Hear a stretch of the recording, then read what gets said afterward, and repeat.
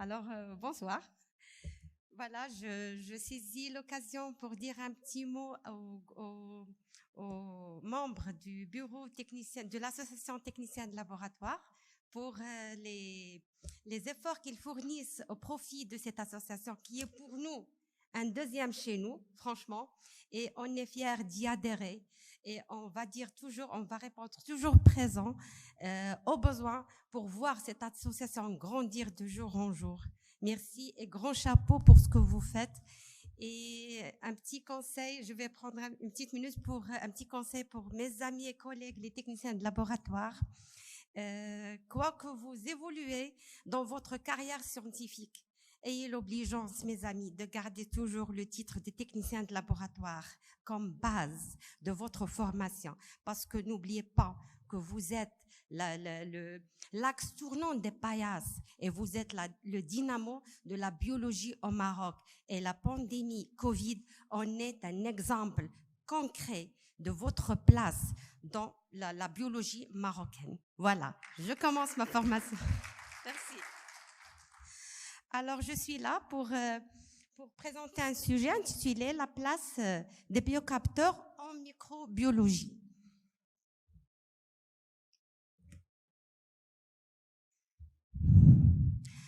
Alors, comme introduction, au cours des dernières décennies, les évolutions considérables...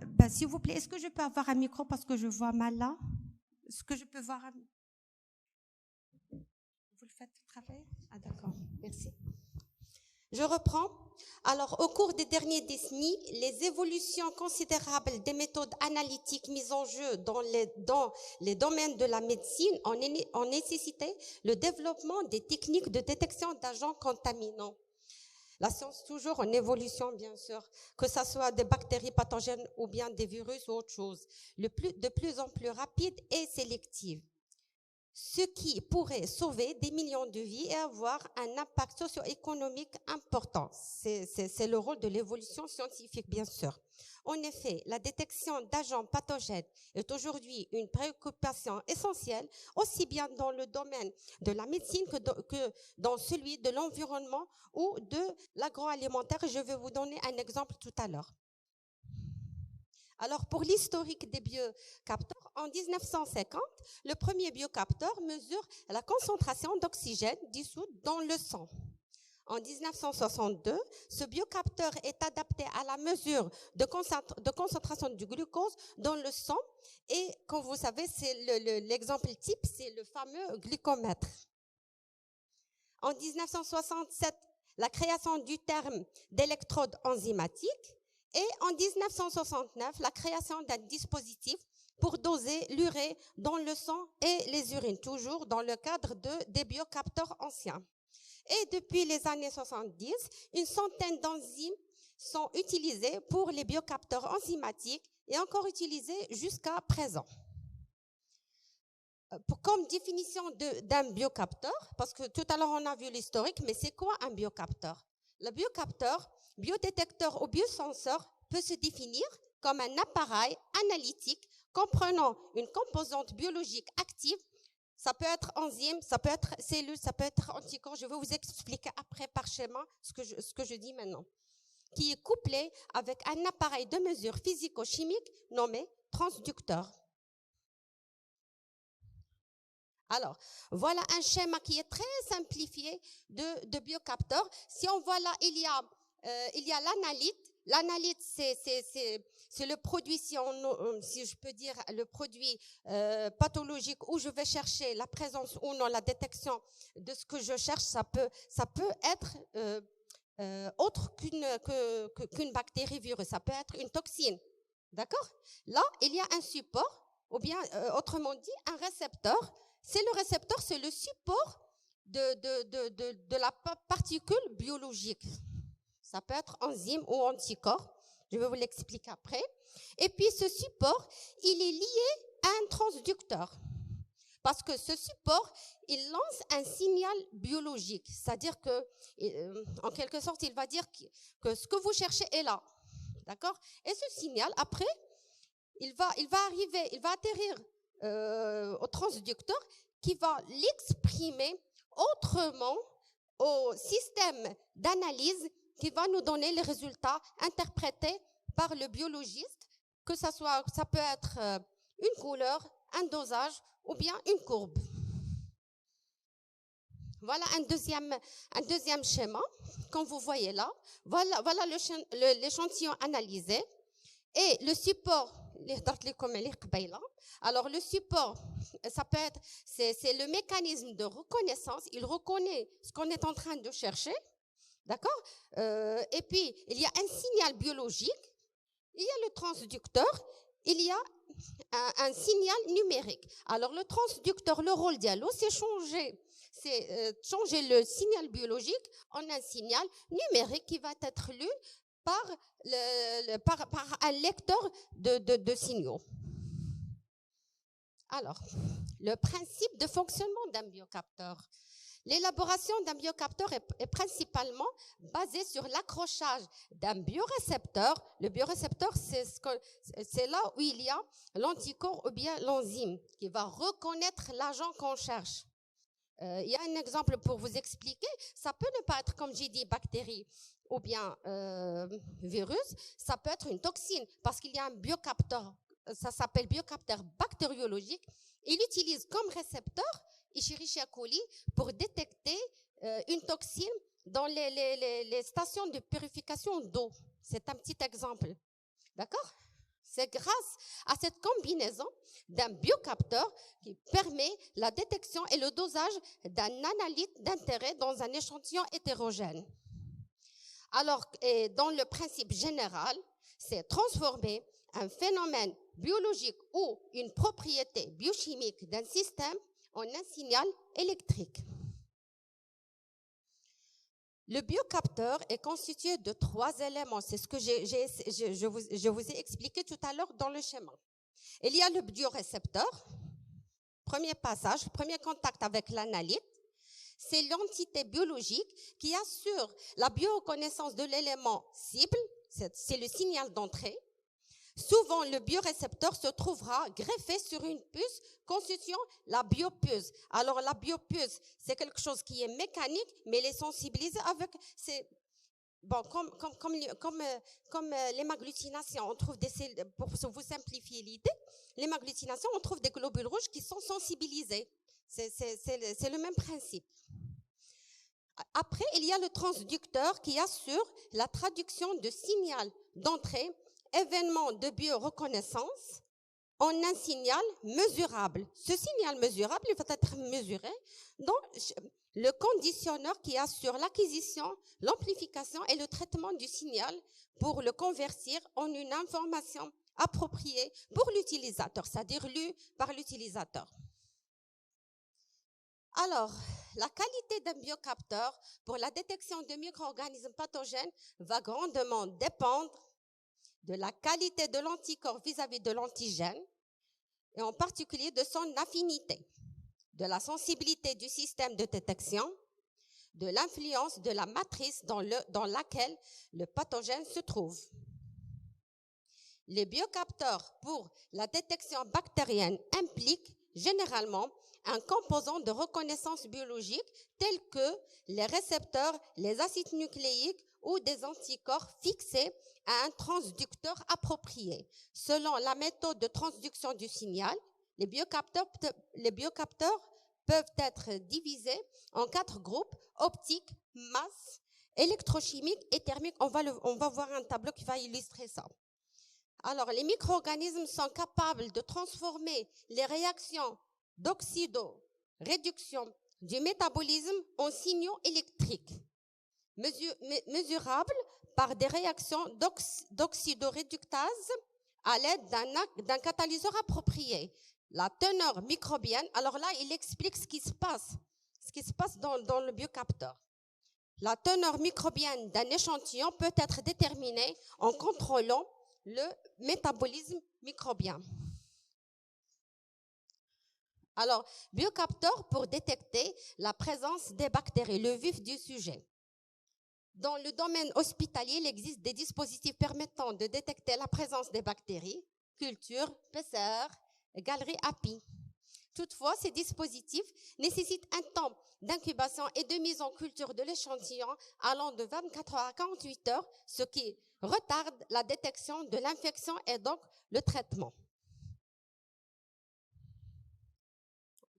Alors là, attendez, pardon.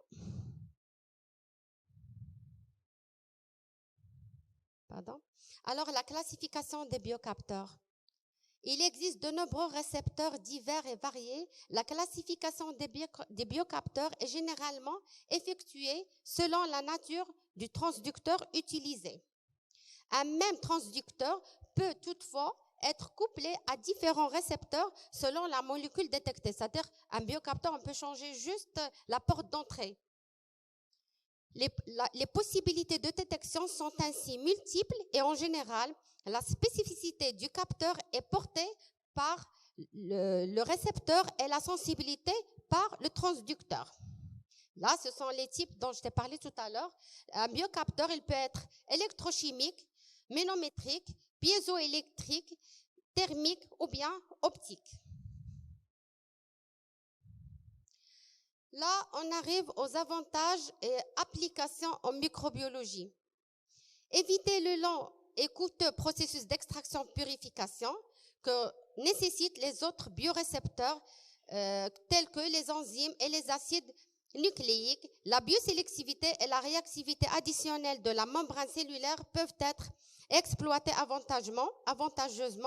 Là, c'est un tableau qui va illustrer clairement les avantages d'un biocapteur par rapport à d'autres techniques. Là, il y a faible limite de détection. S'il y a une seule bactérie dans l'échantillon, il va la détecter. Sélectivité d'espèces, capacité à distinguer les espèces bactériennes. Sélectivité de souche. Le temps du test de 5 à 10 minutes pour un seul test. Par contre, si on le compare avec la PCR, c'est 1 heure moins quart ou bien 2 heures. 2 heures moins quart ou bien 2 heures. Alors, la précision, elle est à 5 à 7%. Le protocole, pas besoin d'ajouter un réactif. Mesure directe sans pré-enrichissement. Format très automatisé. L'opérateur, aucune compétence nécessaire pour faire le test, n'empêche qu'on peut pas s'en passer de technicien de laboratoire quand même, ça reste un appareil. Alors, pour le nombre de cellules vivantes, la distinction entre les cellules vivantes et mortes et la taille compacte, portable, il est vraiment très minime. Alors, comme toute invention, comme elle a des avantages, il y a des limites. Néanmoins, malgré les efforts de recherche consentis, peu de réalisations commerciales ont été réalisées jusqu'à présent en raison de la difficulté technique qu'implique la fonctionnalisation d'un transducteur par une espèce biologique. L'immunodétection de l'hystéria monocytogène par SPR est limitée à 10 à la puissance 7. C'est un exemple de limite de détection. Il est important de faire les mesures de détection de pathogènes dans un milieu liquide. Là, on arrive à la conclusion. Les biocapteurs développés au cours de ces dernières années sont un potentiel intéressant qui pourrait répondre aux problématiques citées dans la littérature. Toutefois, la conception des biocapteurs bactériens s'avère délicate et nécessite une connaissance approfondie du système biologique utilisé. La reproductibilité dépend de l'état physiologique des cellules bactériennes. Parce que là, par exemple, si on a un germe qui est très fragile, et si on veut refaire l'analyse, déjà le germe, par exemple, un méningocoque, on peut le perdre. Si on ne fait pas la culture rapidement, on peut le perdre. C'est là où il y a un manque de reproductibilité. Ces systèmes présentent en outre des problèmes de stabilité et de calibrage jusqu'à présent. Cependant, c'est une technologie en plein essor et les informations qui peuvent être recueillies à l'aide des biocapteurs bactériens permettent de compléter les données fournies par les analyses classiques. Les biocapteurs sont ainsi amenés à se développer considérablement parce que beaucoup d'expériences restent dans le cadre expérimental. c'est pas encore fini. Pour les années à venir, avec des tendances fortes en matière de miniaturisation, de multi-acquisition et également par l'amélioration de leurs performances en matière de sensibilité et de précision. Et malgré ces tendances fortes, on ne trouve aujourd'hui que très peu de biocapteurs commercialisés pour la détection de micro-organismes, mais certains projets de recherche prometteurs à ce sujet pourraient bien modifier ce constat dans les années à venir. Espérons-le. Et voilà, c'est terminé. Merci.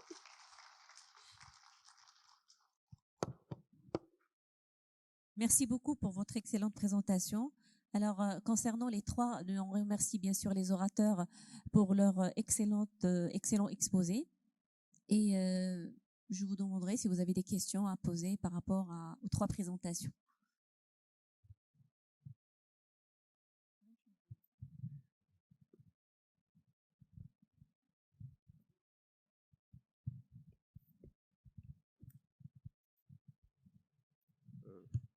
Merci, Madame la Présidente. Je remercie les présentateurs. J'ai une question pour le professeur Asma. Par rapport au Malditov, je ne sais pas si la partie m'a échappé. Je n'ai pas vu la partie du Malditov qui fait l'antibiogramme. Si le Malditov ne fait pas l'antibiogramme, je me disais que en termes de temps, ça allait venir à la même chose que l'utilisation du Vitec ou bien du Phoenix. Merci.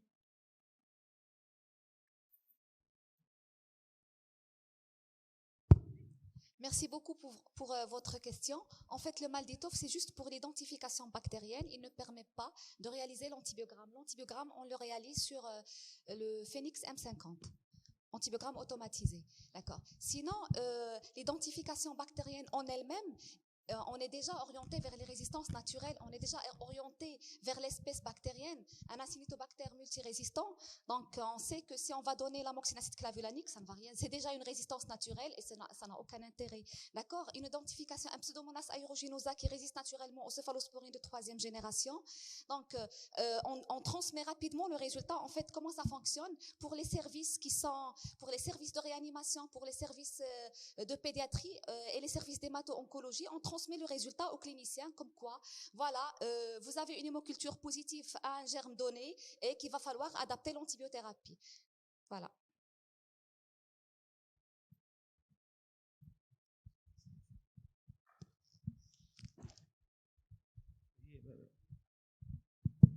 Merci à tous les intervenants pour la qualité de leur présentation.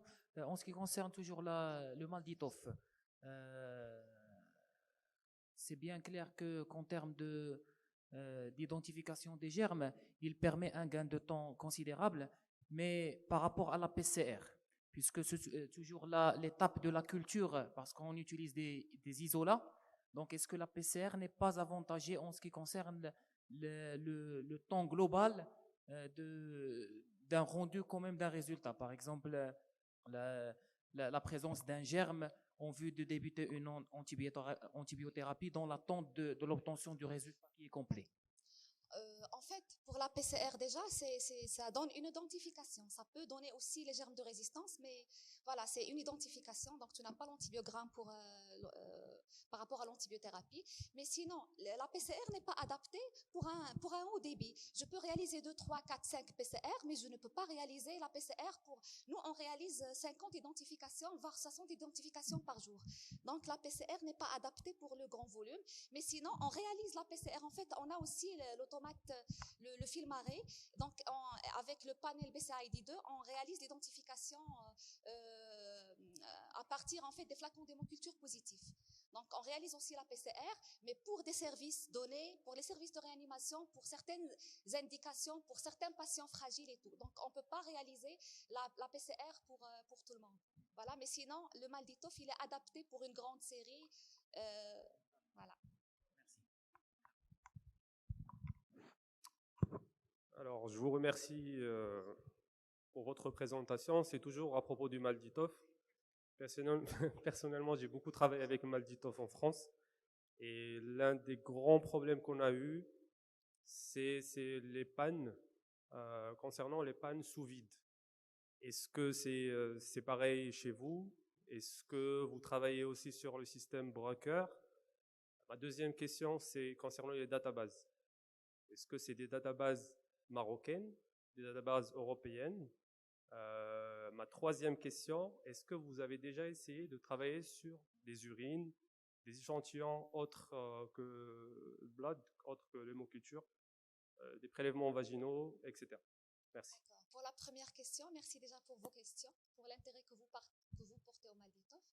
Pour la première question, notre instrument, il est encore jeune, donc on n'a pas beaucoup de pannes, mais il nécessite en fait des maintenances. Il faut respecter les maintenances régulières, la maintenance annuelle, il faut la respecter. Il faut vraiment respecter le temps où il faut faire la maintenance. Et la reconstitution du réactif, il faut faire très attention à la matrice, le BTS et tout, donc la calibration du BTS, le détecteur check. Donc il faut vraiment respecter les procédures pour une meilleure utilisation du Malditov.